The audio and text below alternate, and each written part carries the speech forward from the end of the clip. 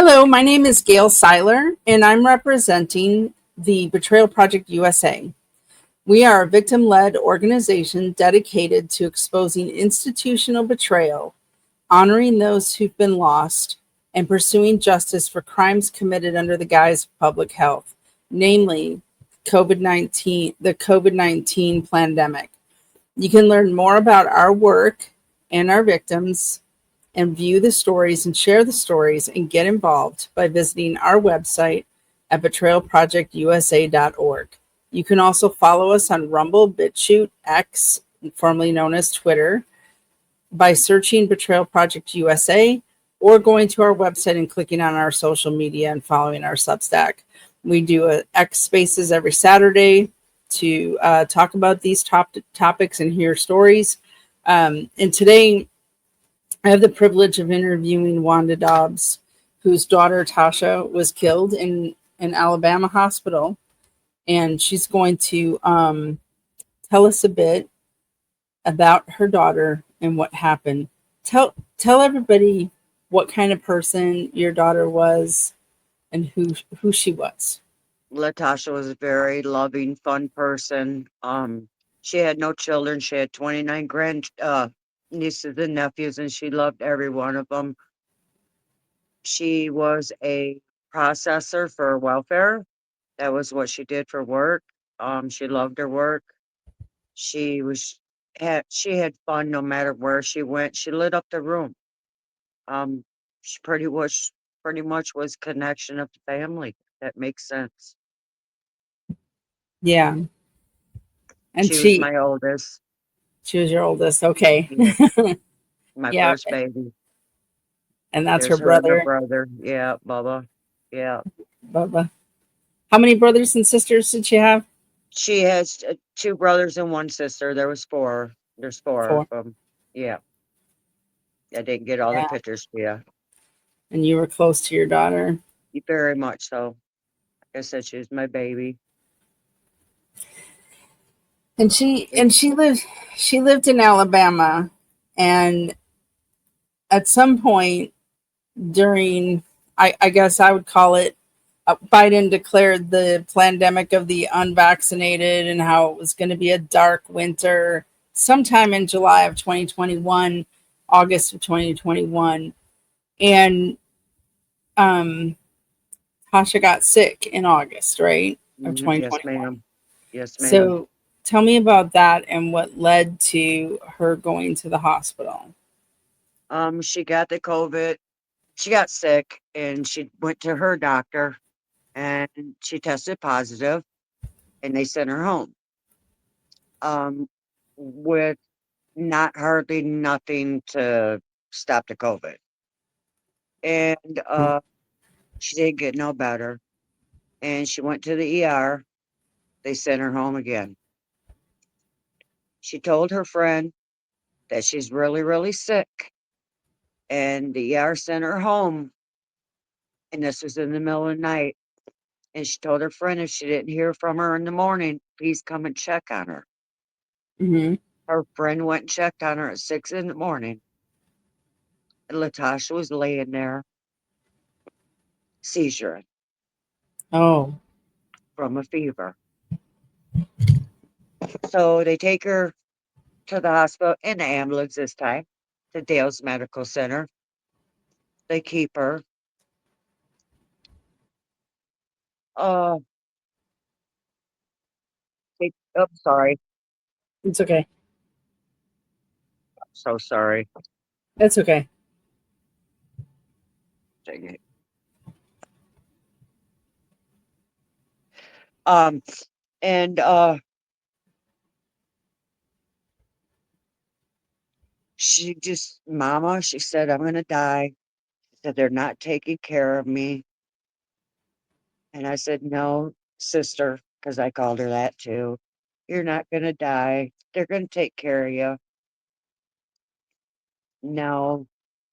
Um, I have pictures where they just pushed her liquids at the time before they put the mask on her and all that, just inside the door of the room.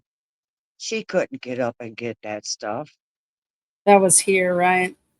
Yeah, yeah. Yeah. Her fever was almost 105 degrees. She was burning up. She was begging for help. And at that time, they were telling her she was okay. And then I was calling the doctor, trying to call the doctor. He never took my call.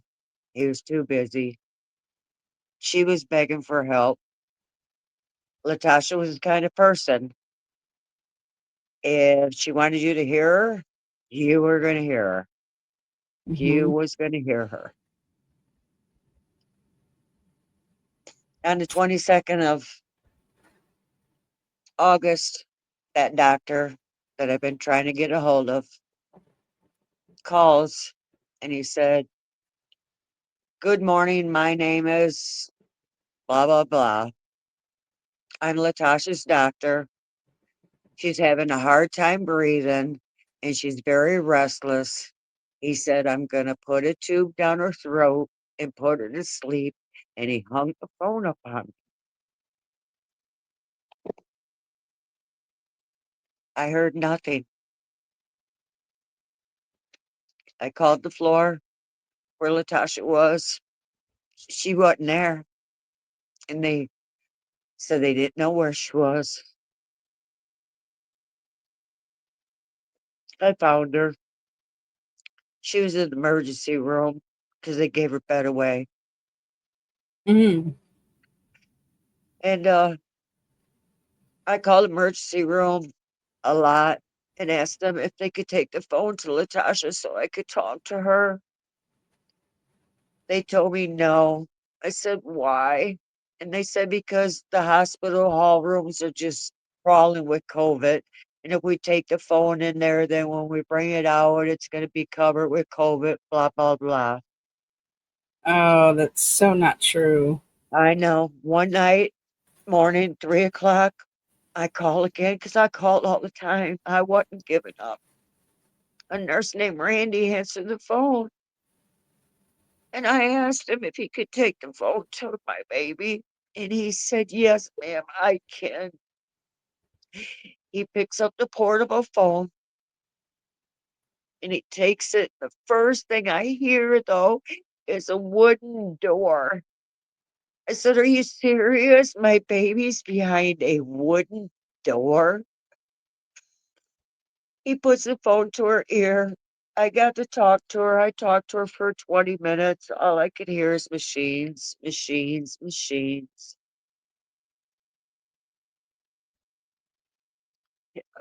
We hang up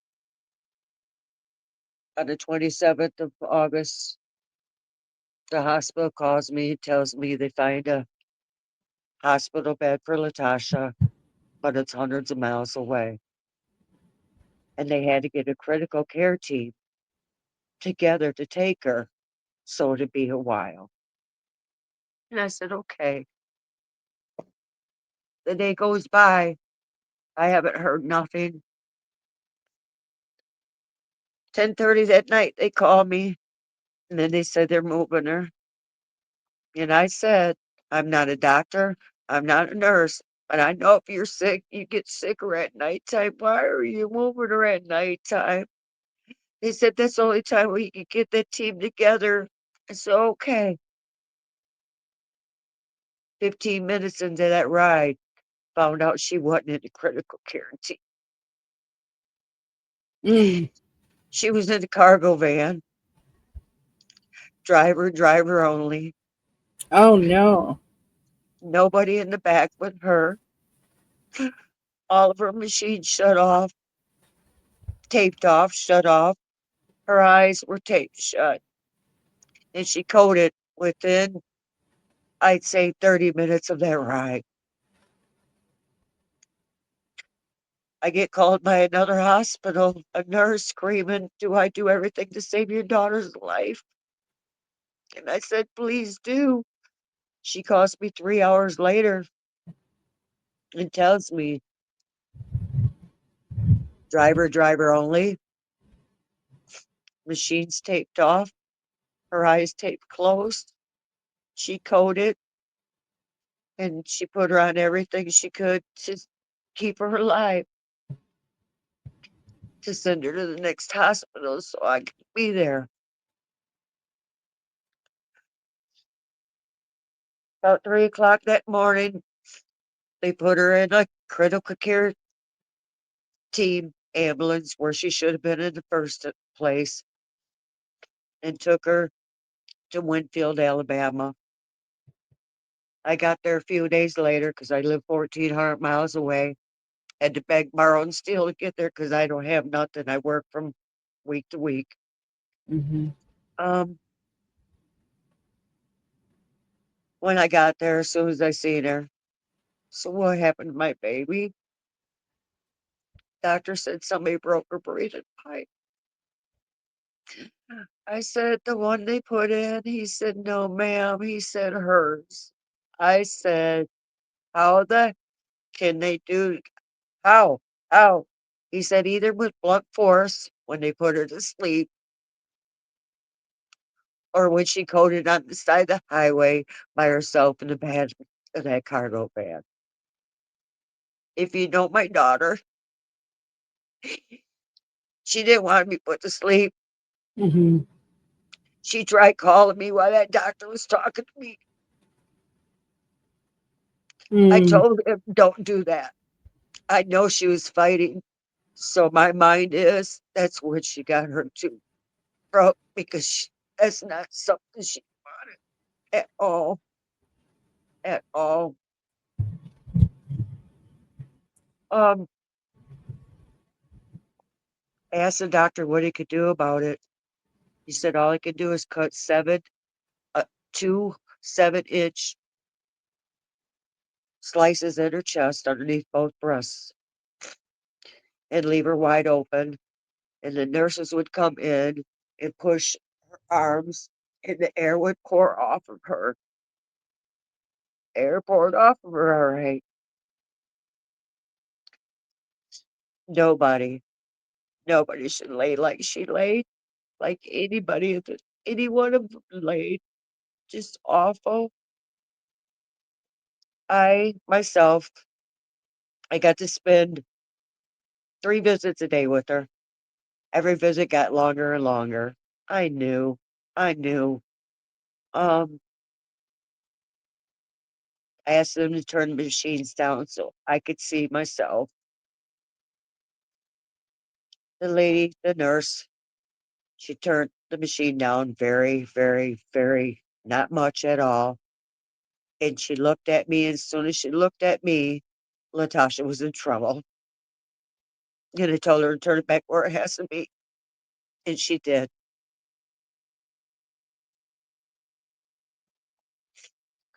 Oh, I was told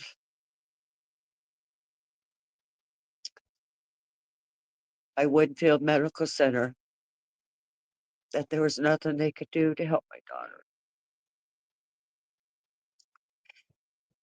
And then I had to make a decision. If you knew my daughter was bubbly. My daughter was the entertainment of the room when she walked in. You guys had fun. You had fun. She didn't want to lay there like that. So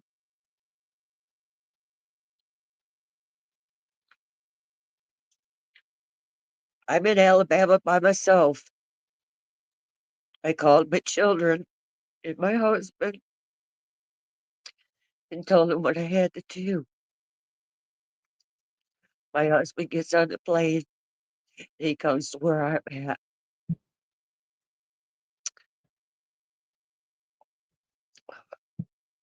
September 5th,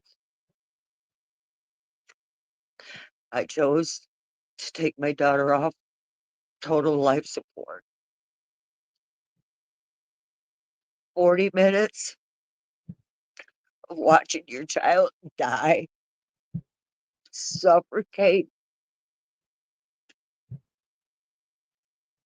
I've told people I've buried my mom, my dad, my brothers, my sisters. When it's your child, It's a whole different pain. It's the worst pain in the world. 4 years, I still don't have my stuff together. I mean, at all. Some days I'm good, some days I'm bad. I had to leave work.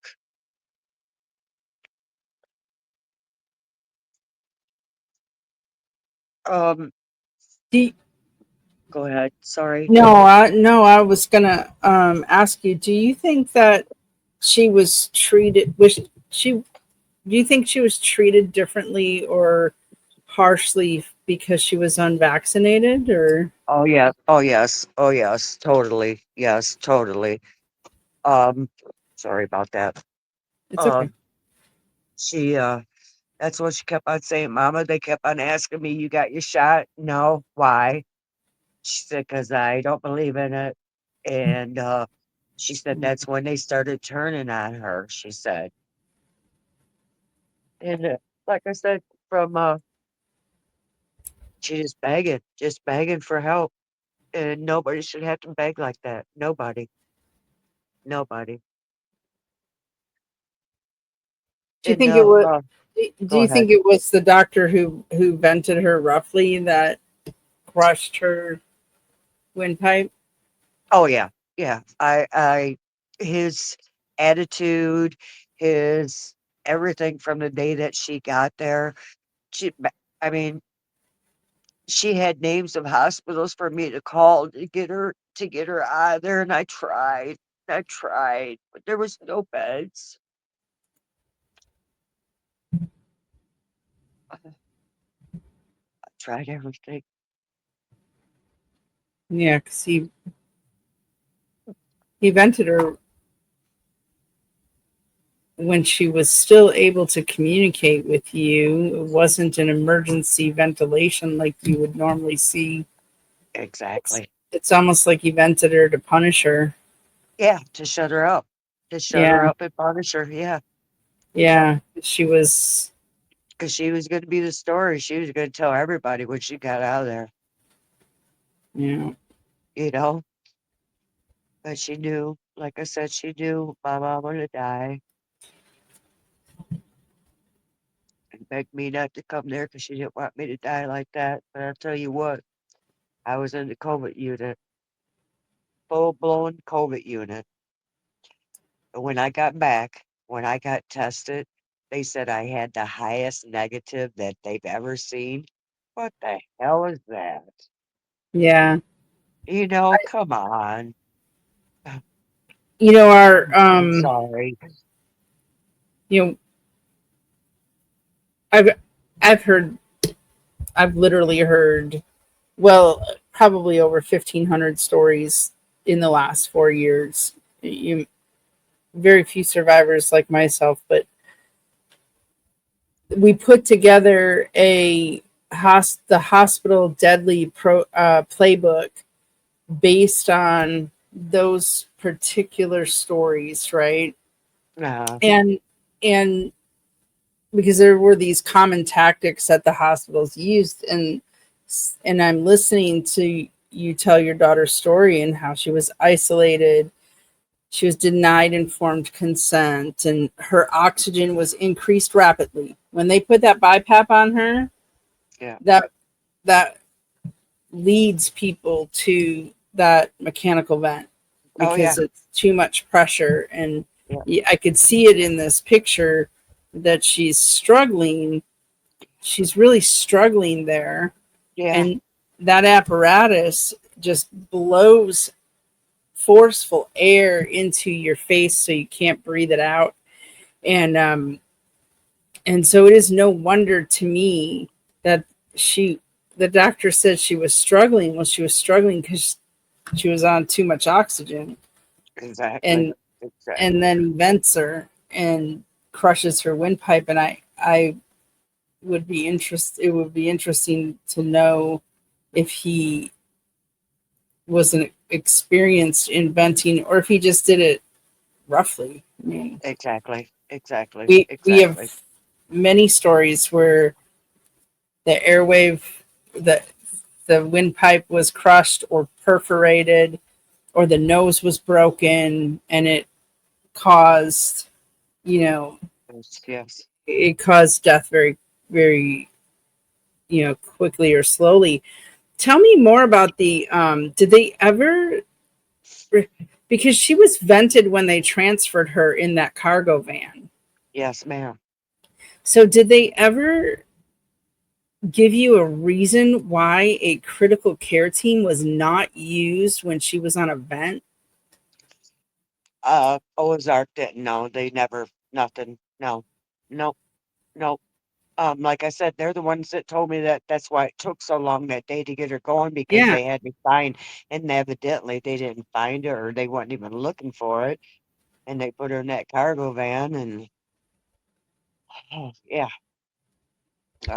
And like I said, the second hospital, which was, Platteville Baptist Hospital, is the hmm one that put her in Lifeline ambulance. That's what she put her in. Made sure that's what she was in. First thing and she asked me, that nurse, was why wasn't she in a helicopter? I said, I asked that too when they said they were going to yeah, move her. This is what they told me. Her lungs were so bad, if they put her in the air, she would blow right up. And that nurse told me that's a lie. She said yeah, that's what that helicopter's for.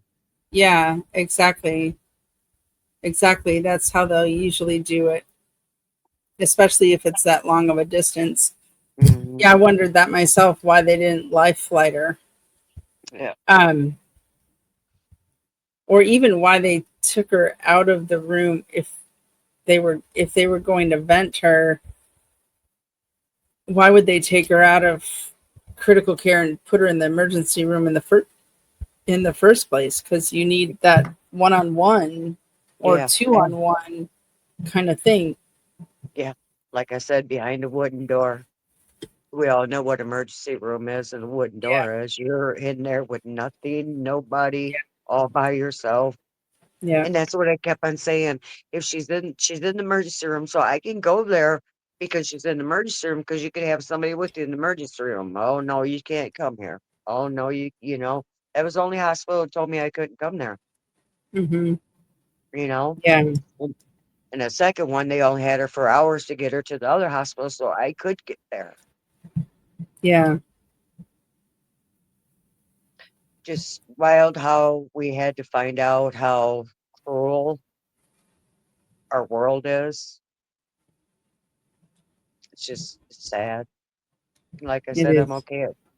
I'm okay at times, but at times I'm not okay. My Well, of mind, course. I believe in Yeah, Jesus and everything, but uh, sometimes, a lot of times, it's hard to. I, don't- I want to know It, she's okay, if that makes sense. yeah, yeah. It does. It absolutely makes sense. It absolutely makes sense. Talk a little bit about. So I think this is something people certainly need to know is the impacts, right? So Yeah, you sent me this, and it says today 1 year ago my baby girl tested positive for SARS-CoV-2. yeah, that's what they said that she had. The test, it was huge, long, you know what I mean? You Yeah, get all the way down to the bottom and there's that, you know, yeah, and that's when she tested positive. And that picture there is, she's just, she's so pretty, so yeah. pretty, you know. She's beautiful. Yeah. They're, And they had uh, her on a lot of medications. They gave her oh, remdesivir, right? oh yeah, oh yeah, oh yeah, pumped her full of it. And then 5 days, I think it said, 5 days yeah, IV. and they gave her anxiety meds and Oh yeah, fentanyl and all yeah, lorazepam, yeah, morphine, yes, ma'am, which makes it hard. I mean, literally takes your breath away. all of it. Painkiller, yeah, propofol. The Michael Jackson drug Yeah, and yeah, sedatives, and yeah, yeah. you reported it to. HHS or JCO or medical board? Yes, yes, I have. Yes, Did you I've did you hear anything back? Because I'm particularly interested. Like, did they say anything or investigate anything around the venting or the cargo van? no, not at all. Not at all. That is an absolute shame, an absolute travesty. Have you sent your daughter's story to any legislators in Alabama? No, ma'am. Like I said, of course, we're new at this, you know what I mean? Um, Hmm. don't know how and where, I need to get her story out there though. Yep. We need to, some people think I'm just crazy. Some people, oh, she had COVID. She died from COVID. Oh, no. Oh, No, no. She COVID had doesn't. COVID. Yeah, COVID COVID didn't doesn't kill her. crush. No, no, no. COVID didn't. No, I don't that think didn't COVID. crush her tube, and that did not put her in the cargo van. Right, and it didn't like you had said she went to she went twice to try to get early treatment, and Yes. if they had given her ivermectin, hydroxychloroquine, budesonide, vitamin C, a Z pack for Yes. those Yep. things, she would have gotten better very quickly, very quickly. Exactly. She never would have Exactly. went to the hospital. That's why on our hospital deadly playbook, the number one thing is refusing outpatient treatment, because those doctors who could have given treatment outpatient, they turned a patient into a victim just by not doing Mhm. it. And Yes, you're so right. she was 40 years old, right? 40, Yes, ma'am. Yep. 40 years old. She would have recovered very, very quickly. Yes, ma'am. That's shameful what they did. Very. Absolutely shameful what they did. And like I said, I know she's not the only child, no matter if you're 100, 1, 2, or 40, you're still somebody's child, no Yeah, matter what. absolutely. Absolutely. Tell me about this picture here. That's her and Cody girl. That's Latasha. We call her Tasha, and Cody is Latasha's sister. We call her Cody girl. Um, like I said, Latasha just has fun no matter what she does and where she goes. They loved each other big time. Cody girl has 8 children. Eight um, children. yeah, yeah, Her. 7 boys and 1 girl, and Tasha loved every one of them. She's a boy Christmas, mom. yeah, Christmas time, Tasha would send um boxes home to every one of them with presents in them. Yeah. Um, every she loved everybody, and she made sure everybody knew that she loved everybody. She was home for her 40th birthday. She drove home, and that was pretty much the last time I seen her physically Yeah. touchable alive. What I mean? Yeah. Latasha Latasha called me every day, FaceTime me every day. Mama, how you doing? If there was things wrong, she'd tell me not to cry. That's what a lot of people say to me. Latasha don't want me sad. I know that. Yeah. But I know Latasha knows me too. My doctor told me, he said, I gotta tell you something. He said people grieve differently. People Yeah. love differently. He said you love with every fiber in your body.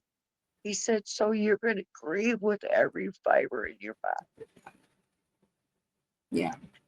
I was told a couple weeks ago by a psychiatrist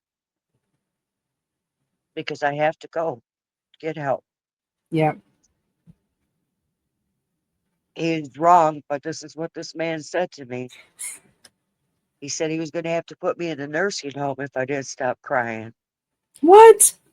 Oh Yeah, my gosh. Well, he doesn't know anything about.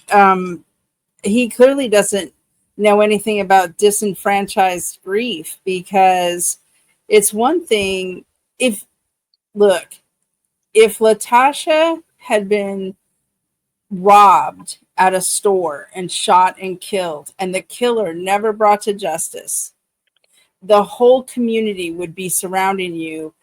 Justice for Latasha, right? They would Exactly. no rest until the Yep. killer is brought to justice. Yes, But ma'am. because it's a doctor, Yep. they they're Yep. that's and then you have people tell. I'm assuming the psychiatrist doesn't even believe that she was killed, which makes it more difficult. Pretty much, and he throwed it to me, Biden did that, like that. Okay, I know that. You understand what I'm saying? I know, Mm, but you didn't have to do that to me for one, you know what I mean? yep. And I asked him if he had children. No, he don't. Yeah. So he doesn't You understand. don't know how I feel, you know Yeah, what he I doesn't mean? understand. When I left there, I did report him. Yeah. I let my doctor know, and she was highly mad, very mad. Um, and she reported him too and told me that he can't do that to me no matter what. And Yeah. nobody, because he's telling me 4 years is a long time. I should pretty much be over it. Ah. Yeah. I don't know. I don't think so. I don't think so. I said I to him, mean, you think I want to be like this? well, Like my doctor said, she knows me. She knows I fight. I'm fighting with everything I got, not to hurt as I hurt and and want her as much as I want her.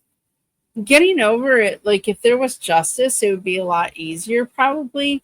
But you're there's a hole, there's an empty spot in your life that when you talk about the impacts, right? Like the impacts of your life, like it's the everyday things, the no phone calls. Those are the what I call the big little things, right? They may seem little, but they're big. Yeah. There's that emptiness. And no, of course, and as a mother, oh my gosh, I completely get it. What When are she lived here, Go ahead.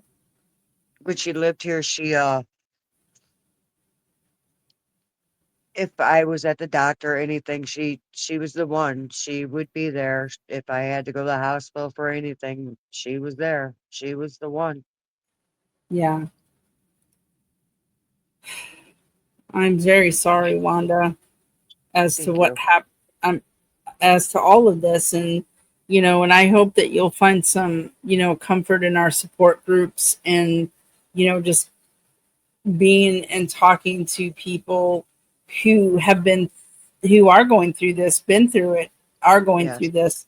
And if people tell them the same thing, 4 years, you should be 3 years. Two, one lady just, it's August 2025, lost her husband was killed, same protocol. So it's not like it's not still happening. Yeah. Um, so I hope you'll find comfort in there. What are some of what are some of your best memories of Latasha? We're a racing family. Uh, I raced, Latasha raced, my ex-husband raced, my sons raced. Um, it was kind of interesting racing against her because, like I said, Latasha's very vocal. And I, how do I want to say it? I take care of myself when I was on the track. Mm-hmm. So we did a couple bangs together and blah, blah, blah, and got into it, whatever. How do I want to say it? Racing real hard. There we go. Okay. And she let me, dang, ma, blah, blah, blah. You know what I mean? But to go out with her and to dance with her, Oh, Latasha could dance big time. Her and her sister love karaoke and yeah. uh she just just was so fun. And if you called Latasha, no matter what time, and you needed her, she would run to you. If she was at work, no matter where she was getting to you. Aw. That was the kind of person she was. Like I said, it's something, she was my firstborn, like I said, seeing her be born and then seeing her die, nobody should. Nobody, Nobody. Yeah, I agree. nobody. Nobody. And I'm not even talking for myself. I'm talking for everybody else. Oh, just, I know what I feel, and everybody's different. This is the way I explain this. Somebody stuck their hand down my throat all the way to my toes and took everything out and put it in my throat.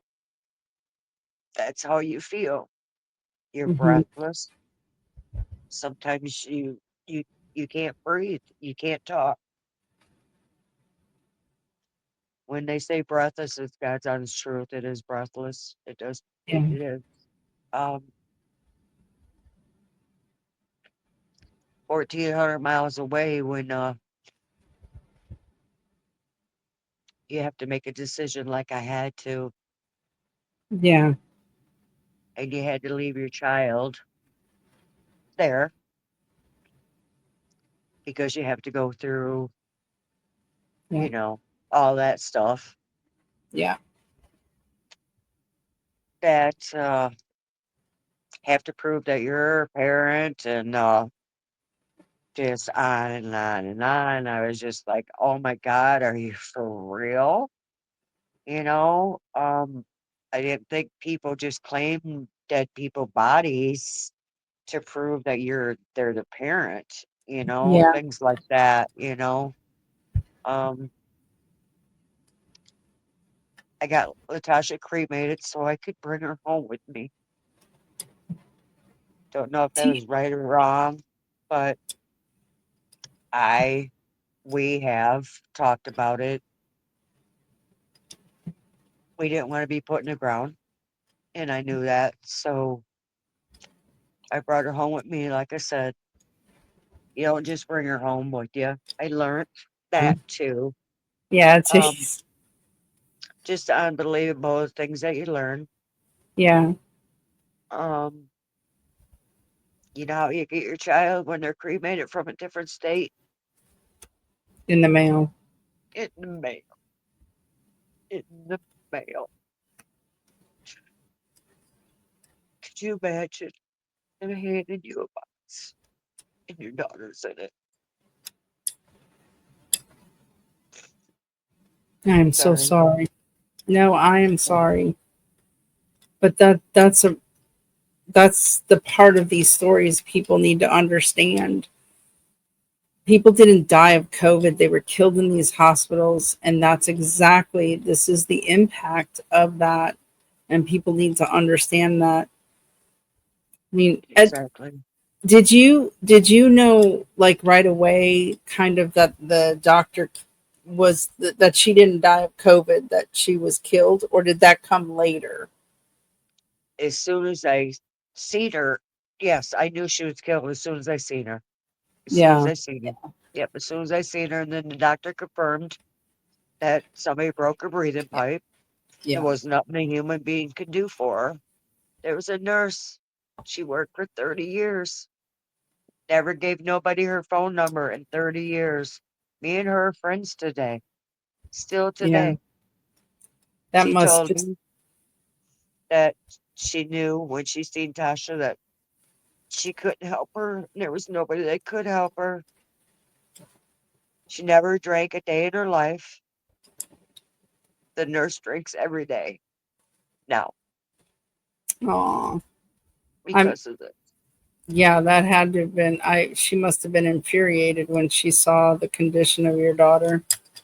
She just couldn't. She's just like, how? How can somebody do this to a human being?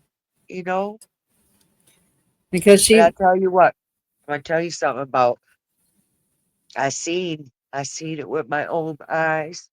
When that doctor told me I had to make a decision, there was this one nurse there, and she, oh, oh, oh, was make decision right now. She was just ungodly as in do it now. And I told her, and I looked dead at her. I said, "You're not going to tell me what to do, and I'm not doing it right now." I knew what I had to do, but I heard that, oh, and when I told the nurse, because the nurse that was my friend, she wasn't there the day that I did what I had to do. I told her about this nurse, and she knew exactly who she was. yeah, Exactly. Just yeah, horrible. Just horrible. Horrible. yeah, So she was one of them, that yeah, was getting paid, that yeah, signed that piece exactly. of paper that they didn't care about anybody pretty much. Yeah, exactly. Exactly. Uh, yep.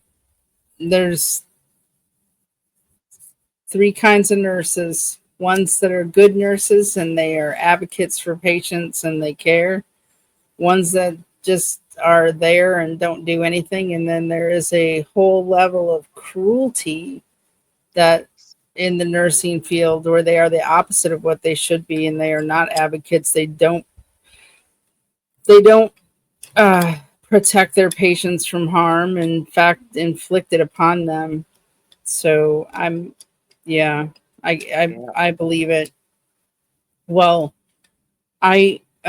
two things actually. One, thank you for being willing and to tell your story. I know it's hard. I know it's hard to tell your story publicly, and I appreciate the fact that you have the moral courage to do it, even though I know it's painful. And then as we wrap up, is there anything else that you want people to know? it is very painful to tell her story. But like I said, they shut her up. They're not shutting this mama up. I'm not going to shut you up. They killed our children, no matter what. Like I said, if they're 100, they're still somebody's child. Yeah, And we need to let people know they didn't die from COVID. They went to get help and they yeah, died because they didn't have a shot. They died because they didn't believe in our messed up system. Pretty yeah. much. Pretty much. The And like I protocol. said, my baby girl was very vocal, very, and they shut her up, but they're not shutting mom up. Thank you for that. Thank you I for that. appreciate you guys. And if anybody has that's watching this has a story, please submit your story and do an interview just like this. If the more of us that speak up, the better. If we all spoke up, 1.6 million of them, they'd be quaking in their boots. So we have to stand up together the way that we've never stood up together before. So I appreciate you and thank you very much. I thank you very much. Looking forward.